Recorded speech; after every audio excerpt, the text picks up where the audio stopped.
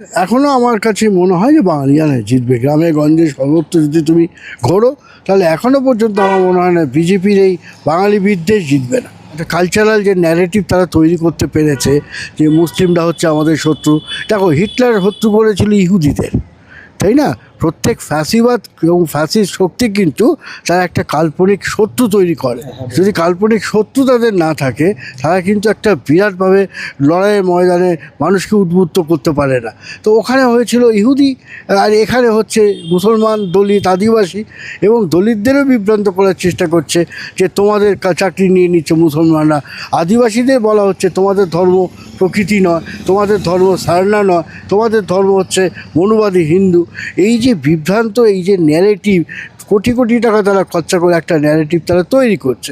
সেই ন্যারেটিভ আমি তো বললামই যে অনেক বাঙালি মধ্যবিত্ত, বিশেষ হিন্দু মধ্যবিত্তরা এইটা অনেকটাই তারা মানে শিকার হয়ে যাচ্ছে।